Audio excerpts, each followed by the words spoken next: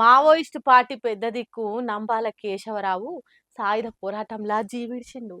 ఎన్నో ఏండ్లు ఎర్ర జెండా నీడ కింద తుపాకీతోని కొట్లాడితేనే ఈ దేశంలా మార్పు వస్తుందని నమ్మిన కేశవరావు ఇప్పుడు లేడు. అన్యాయాన్ని ఎదిరించటానికి అడవి బాట పట్టిండు. ఇంతకు నంబాల కేశవరావు ఎవలు, ఎక్కడ ఎన్కౌంటర్ జరిగిందనేది మొత్తం తెలుసుకుందాం పా. ఎక్కడి శ్రీకాకుళం జిల్లా, ఇంకెక్కడి ఛత్తీస్గఢ్ నారాయణపూర్ జిల్లా.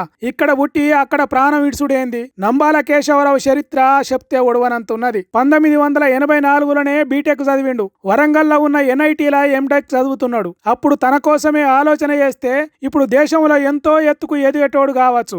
ఈ దేశంలో దున్నేవానికే భూమి దక్కాలని కొండపల్లి సీతారామయ్య పెట్టిన పీపుల్స్ వార్ పార్టీలో చేరిండు. అప్పటి నుంచి జనం కోసమే, పేద ప్రజల కోసమే ఆలోచన చేసి మావోయిస్టు పార్టీకి జాతీయ కార్యదర్శి దాకా ఎదిగిండు. అప్పుడు ఎంతో చదువు ఉన్నది, ఎంతో తెలివి ఉన్నది, కావలసినంత వయసున్నది. కానీ తన ఆలోచన మాత్రం దేశంలో మార్పు కోరే విప్లవం దిక్కు నడిచింది. 25 ఏళ్లు నూనుగు మీసాల ఈడులా చదువును వదిలిపెట్టి సాయుధ పోరాటం దిక్కు నడిచిండు. ఆ కాలంలో నంబాల కేశవరావు నేషనల్ వాలీబాల్ ఆటగాడట. కబడ్డీ ఆటలు కూడా కదం దొక్కేటోడట.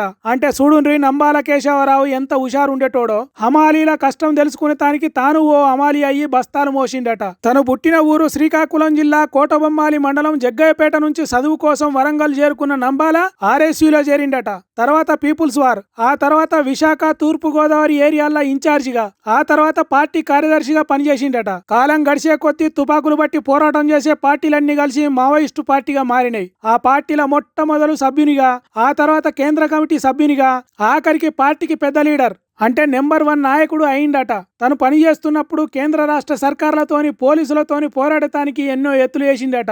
మెరుపు దాడులు చేసుడు, శత్రువుల కళ్ళు గప్పి తప్పించుకునుడు, ఎవలు అనుకోని ఎత్తులు చేసుట్లా నంబాల కేశవరావు మునగాడట. మారు పేర్లతోని పోవాల్సిన కాడికి పొయ్యి వచ్చుడు, పోలీసుల చేతికి చిక్కినా వాళ్ళను మత్పరిచి మాయ చేసుడు, ఆదివాసుల గూడాలను అక్కున చేర్చుకునుడు, గెరిల్లా యుద్ధ ఎత్తుగడలు చేసుట్లా కేశవరావును మించినోళ్లే లేరట మావోయిస్టు పార్టీలా. అందుకే అంత పెద్ద లీడర్గా ఎదగగలిగిండు కావచ్చు.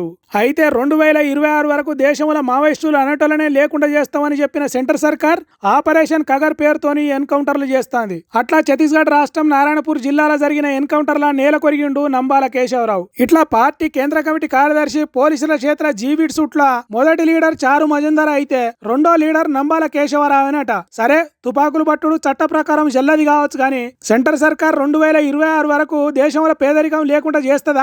మావోయిస్టులు కోరుకున్నట్లు అందరికీ సమాన హక్కులు, ఆస్తులు, అంతస్తులు దక్కేటట్టు చేస్తదా? ఇవేం చేయకుండా అమాయక గిరిజనులను, దేశ పౌరులైన మావోయిస్టులను చంపుడు ఎంతవరకు కరెక్ట్ అని అంటున్నారు కొంతమంది మానవ హక్కుల నాయకులు.